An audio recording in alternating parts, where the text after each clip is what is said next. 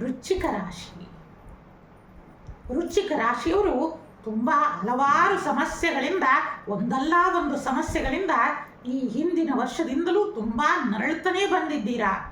ಅನೇಕ ರೀತಿಯಿಂದ ಕೋರ್ಟು ಕಚೇರಿ ಸಾಲಬಾಧೆಗಳು ಬಂಧುಗಳಿಂದ ಅನೇಕ ರೀತಿಯಿಂದಲೂ ಸಹ ನೊಂದು ಹುಟ್ಟಿದರ. ಆದರೆ ಈ ವರ್ಷದಲ್ಲಿ ಈ ಎಲ್ಲ ಸಮಸ್ಯೆಗಳು ಸಹ ಆ ಇಷ್ಟಕಾಮೀಶ್ವರಿಯ ಅನುಗ್ರಹದಿಂದ ಪಾರಾಗ್ತೇ ವೀಕ್ಷಕರೇ.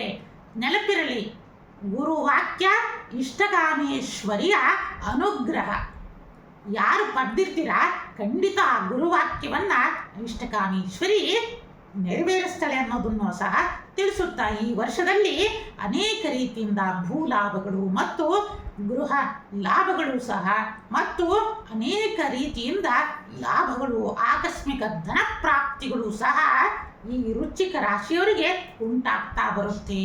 ಮತ್ತು ವಿಶೇಷವಾಗಿ ರಾಜಕೀಯದಲ್ಲಿ ಇರುವವರಿಗೆ ಉನ್ನತ ಸ್ಥಾನ ಮಾನ ಕೀರ್ತಿಗಳು ಸಹ ದೊರೀತಾ ಹೋಗ್ತವೆ.